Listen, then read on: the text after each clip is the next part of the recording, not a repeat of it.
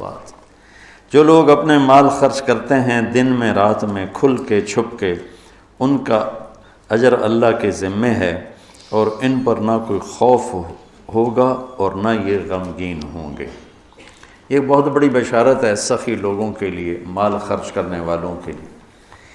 انسان کی دو کیفیتیں ہیں۔ آنے والے وقت میں کوئی مصیبت نظر آ رہی ہے، اس سے جو کیفیت پیدا ہوتی ہے اس کو خوف کہتے ہیں۔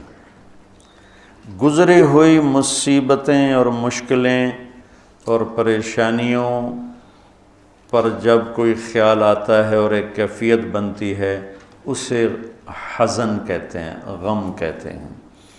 تو اللہ تعالیٰ مال ہم کیوں نہیں خرچ کرتے کہ بھائی بڑے دکھ دیکھے ہیں، اب تو دولت ہاتھ میں آئی ہے، اب اس کو لٹا دیں گے تو آگے کل کو ہمارے بچوں کا کیا بنے گا۔ خوف اور حزن، اس کے بیچ انسان چلتا ہے ساری زندگی۔ تو مال خرچ کرنے میں جو رکاوٹ ہے وہ ہے اس کا خوف اور اس کا غم۔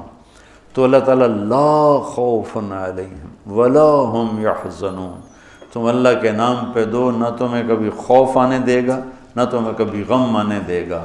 اور جو سود والے ہیں ان کے لیے تباہی اور بربادی ہے، یہ یہاں بھی برباد ہیں، یہ آگے بھی برباد ہیں۔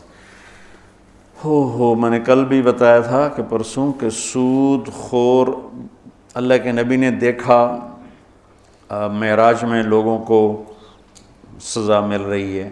سود خوروں کی سزا سب سے عجیب تھی کہ ان کے پیٹ گنبد کی طرح اور سانپ اندر گھسے ہوئے تھے، ان کو اندر سے کاٹ رہے تھے، جو دکھ اور درد میں سب سے خوفناک چیز بن جاتی ہے، اندر سے ان کو سانپ وار کر رہے تھے۔ تو مال خرچ کرنا، اللہ سے سخاوت مانگو، یہ دعا مانگا کرو، یا اللہ مجھے سخی بنا، کہ اللہ تعالیٰ سخی سے دوستی توڑتا نہیں اور بخیل سے دوستی لگاتا نہیں۔ اور اسلام کا جو موضوع ہے وہ حرص و ہوس نہیں، ایثار، سخاوت، خدمت خلق اور قربانی ہے۔ ابو قتادہ رضی اللہ تعالیٰ عنہ نے لینا تھا قرضہ کسی سے،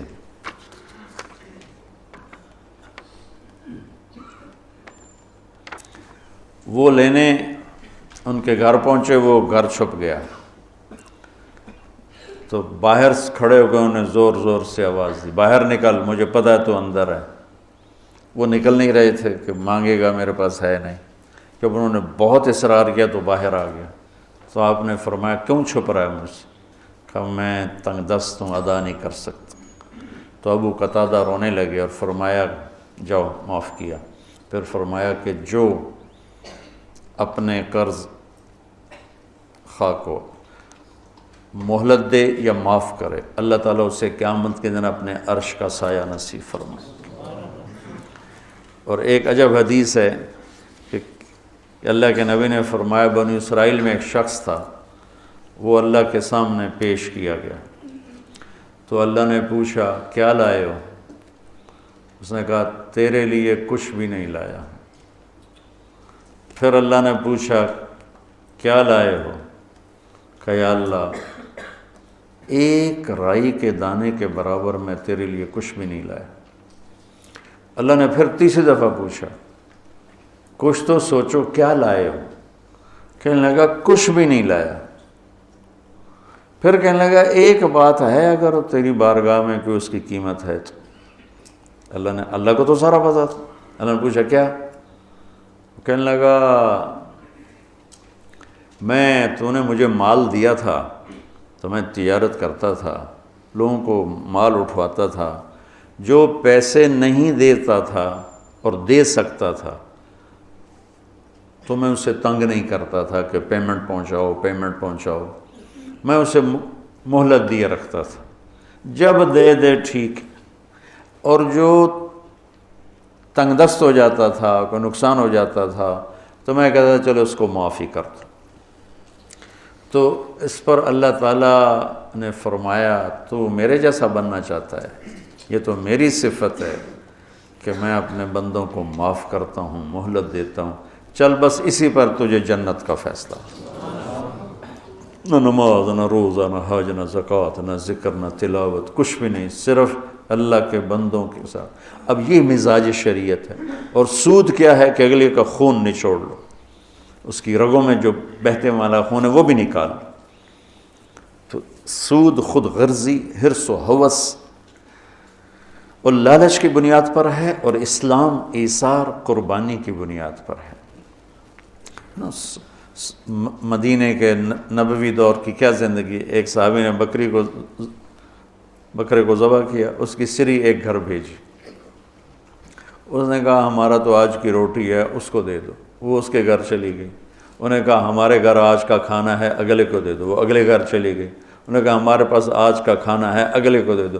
7 گھروں میں سری چکر کاٹ کے پھر پہلے گھر میں آ کے اگلے کو دے دو، اگلے کو دے دو، اگلے کو دے دو، اگلے کو دے دو۔ یہ اسلام کا ذوق ہے اور مزاج ہے، سخاوت، لوگوں کی خدمت، لوگوں کے کام آنا۔ ایک شخص نے کہا یا رسول اللہ ارید ان اکون خیر الناس، میں چاہتا ہوں سب سے بہترین فیصلہ بعد میں شمار کیا جاؤں۔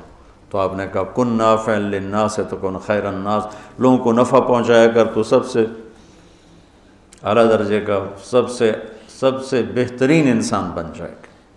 تو اللہ تعالیٰ امت کو ہمت دے، ہمارے تاجر اور ہمارے ذمہ دار یہ سود سے بچیں، اور جو ہمارے عوام الناس میں مالدار لوگ سود پہ پیسہ دے رہے ہیں اس سے بچیں، تو ان کی آخرت بھی بن جائے گی، ان کی دنیا بھی بن جائے گی۔ اللہ تعالیٰ نے کفر کے خلاف اعلان جنگ نہیں کیا، اللہ نے سود کے خلاف اعلان جنگ کیا۔